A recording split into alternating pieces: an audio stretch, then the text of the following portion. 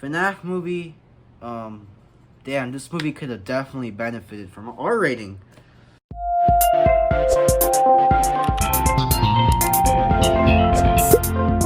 Hey guys, welcome back to the video. It is I, G-Man. Sorry. Today we're gonna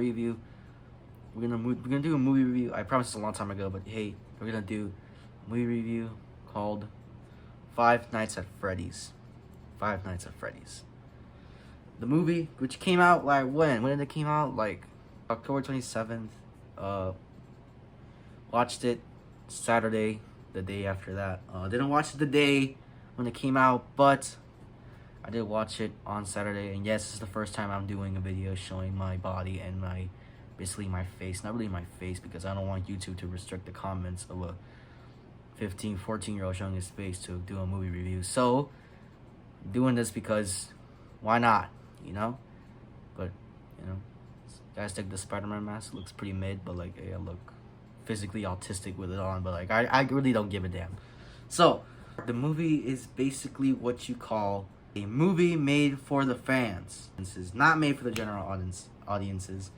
It was more for the fans. Would I be considered a fan? I mean, I played all the games, right?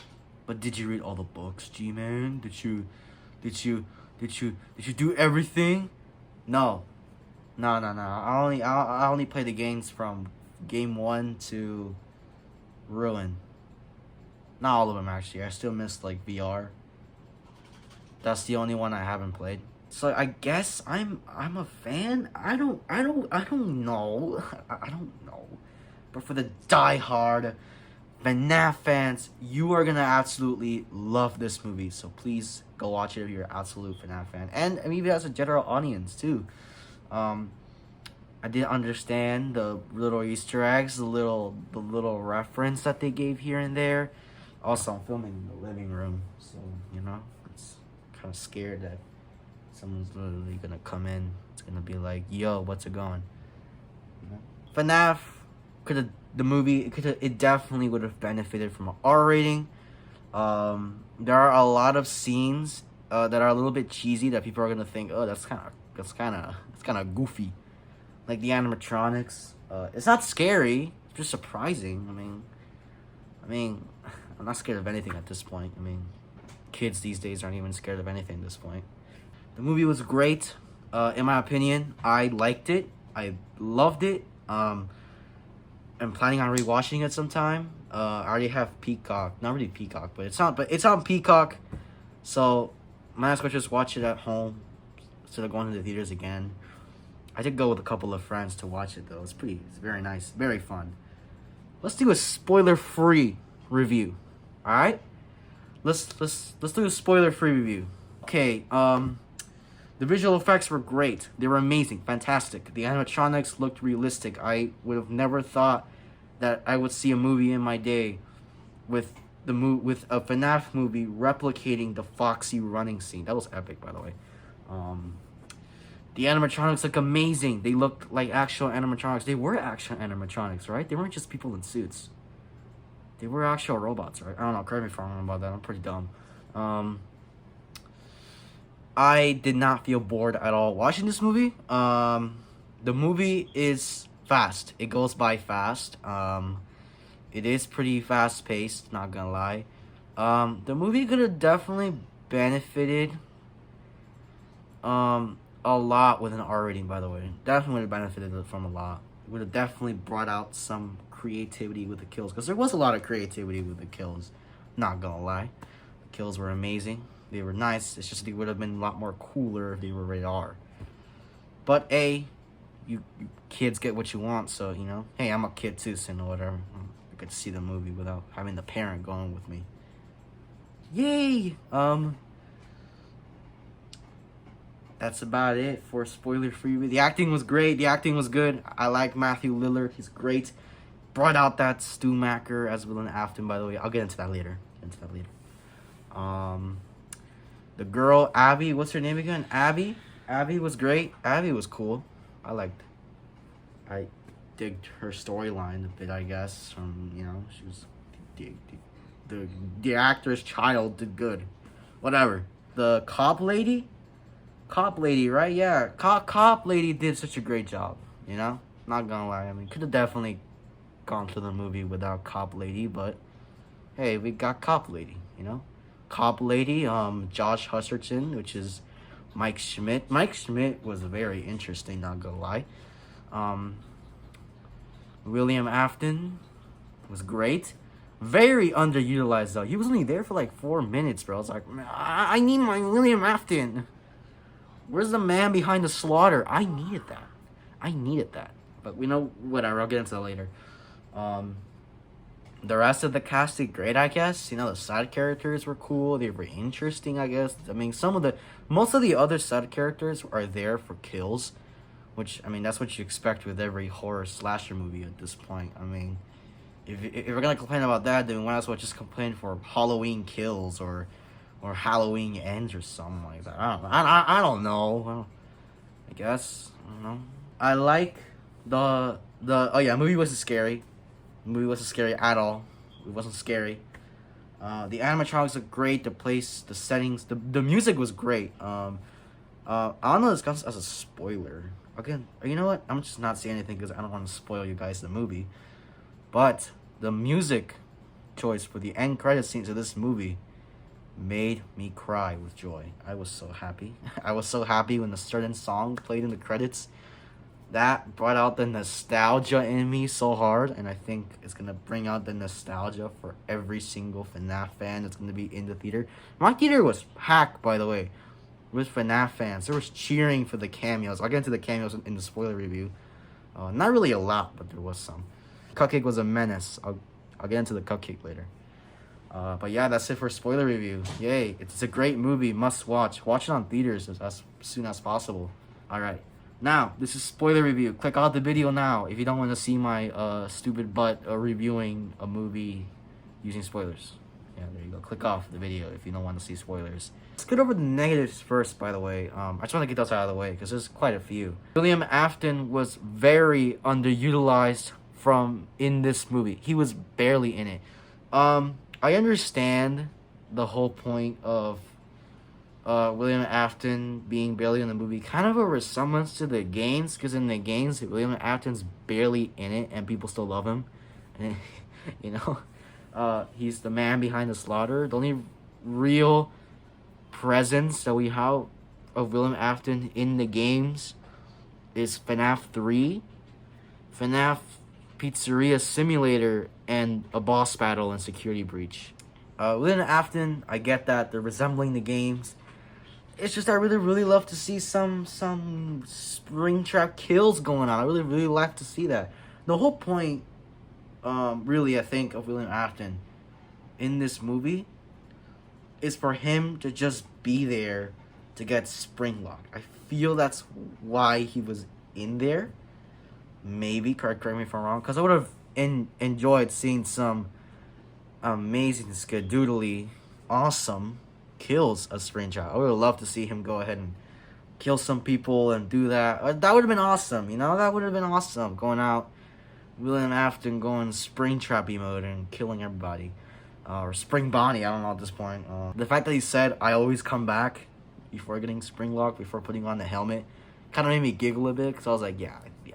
I already know what happens. I mean, he gets Springlocked, and then he gets locked in there for like 30 years, and then... Since this movie is made for the fans, and you can tell that there's a lot of lore stuff in there, casual audiences are not gonna understand what the hell's going on with the story. They're not gonna understand crap, which is probably why the critics gave the movie a 50% or 40%, 30% Rotten Tomato score. And then again, those are the same guys that gave Rise of Skywalker 90%, so... No, wait, not Rise of Skywalker, Last Jedi, so... the movie definitely was made for the fans. I feel like in the next one, they should learn from their mistake, because it really was a mistake. If you're gonna make a FNAF movie, it won't just be for the fans. There is gonna be some general audiences that will be interested, some new fans that will be interested in this movie and are gonna want to watch it, and they're like, oh, who the hell is this guy? What the hell is going on? Why did he say I always come back? Why were people cheering for Corey X Kenshin and MapHap being in the movie? I don't know. It's just I don't have a problem with that myself because I understood at least every single reference in this movie. At least I think I did. This movie is very lore heavy. It doesn't, which is why people are like, "Oh my gosh, Springtrap is barely in the movie. Bad." I have seen reviews, people saying, "Oh, it's trash. This movie's bad," and I bet those people aren't fans. So I don't have a problem with that. Like, you don't have to be a fan. I'm not gonna come to your house, knock on your door with this creepy ass Spider-Man mask and say, "Hey, be a fan." Though I would. If you don't subscribe to the channel, I will break into your house. And I will find you. And I'll give you a big kiss. We can recreate the MJ Spider-Man kiss scene. This movie, a lot of people, general audiences, are not going to understand what the hell is going on. Because some people don't have any background information of the franchise. So I feel like in the next movie, they should take note of that. So people won't come out of the theater scratching their heads and be all like, "Oh, what?" That's basically it for the negatives. The pluses, the suits look fantastic. I think I already said that in a non-spoiler review, but the suits look fantastic. I loved Spring Bonnie, even though he was barely in there, but I freaking loved him. Matthew Litter gave me Stu Macker vibes. Spring Bonnie gave me Stu Macker vibes. And I was kind of disappointed. I was like, oh man, I want to see some Springtrap action. I want to see him doing some killing. He didn't even kill in this movie. I just realized that he didn't kill anybody in this movie. He only stabbed his own daughter, but I'm pretty sure she's still alive, you know. He beat the living hell out of Mike Schmidt, so there you go. I guess that's something. Golden Freddy came out of nowhere, but I did like Golden Freddy in there, even though he was only there for like a minute, which is understandable. He was barely in the games, so there you go. The cameos. Oh my god, the cameos. My theater was cheering for all of them. I'm pretty sure there were only 2 of them, right? 2 main actual appearances and cameos. Corey X Genshin in the movie. He was actually funny. I actually laughed. He was funny. My theater clapped. They were all like, Corey. They clapped. For a map pat, they were laughing and screaming, "It's a game theory," because he didn't really finish the sentence and it was funny as hell. So, enjoyed that Matt Back cameo. I thought he wasn't going to actually be there because he did say he wasn't, but he was just pulling at Andrew Garfield, Tobey Maguire on us. The story arc, so like little mini storylines involved in this. Mike Schmidt looking for his long-lost brother who got kidnapped. Wants to know who kidnapped him. Ended up being William Afton. William Afton killed the brother. There you go. There's your summary of that. You know, Mike Schmidt has some pills that put him to sleep. So that he can dream and remember who in those dreams he could probably see who kidnapped the brother. And throughout the movie, the animatronic souls, they take over his dreams, and they want Abby, his sister.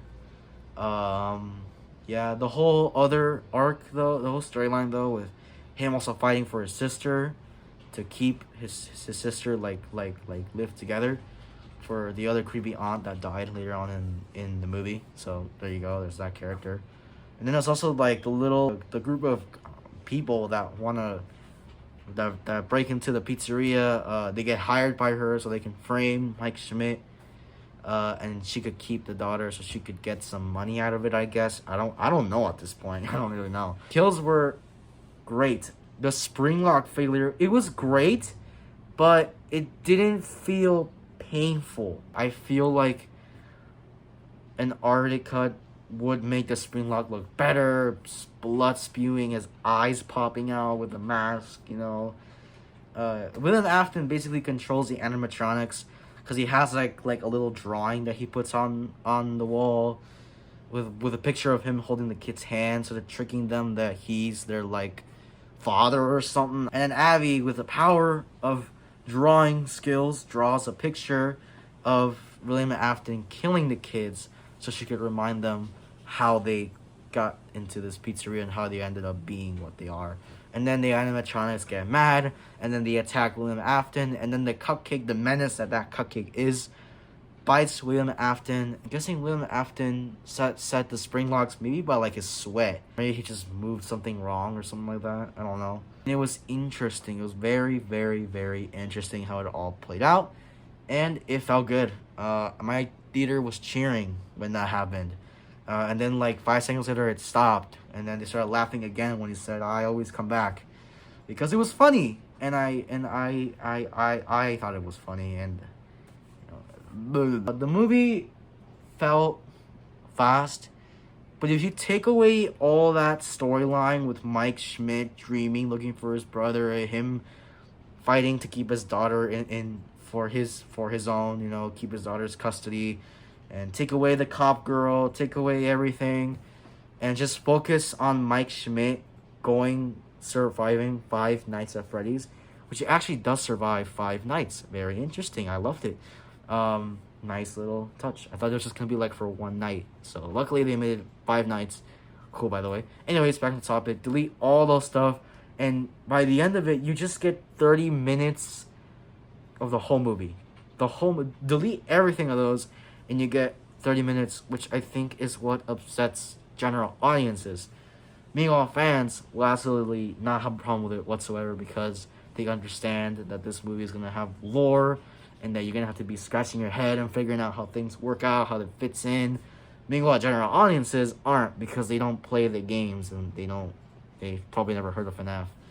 They never faced any pieces of media with FNAF before this movie. So that is it for that. That's it for FNAF. Great movie. Watch it. Tell me in the comments down below if y'all liked it. The movie was not bad. It was awesome. I loved it. I enjoyed every single minute of it. Yes, I did. Final rating for this movie, 8.9 out of 10. It definitely would have benefited from an R-rated movie, and Springtrap was very underutilized. That's it. Those are my 2 only main gripes. The rated R one, I really don't have a problem with it, but Springtrap being underutilized kind of felt disappointed to me, because I kind of wanted to see him, and he even wore a purple suit, so I was like, oh man, he didn't wear a purple suit. And we couldn't get to see him kill the kids on screen. Hopefully the unrated cut shows it, if there even is going to be an unrated cut. I hope they show it. I feel like the unrated cut is going to show, it's going to be a little longer too, for the kills to play out, and stuff. So thank y'all so much. And yes, a lot of people are loving this film. The film is a financial success. It's like $183 million already, box office over the weekend, on opening weekend, and right now it is the highest grossing horror movie of all time this year, or of all time. I honestly forgot. But yeah, 8.9 out of 10. That's my final rating. I'll see y'all in the next one, and remember y'all, we are FNAF. Or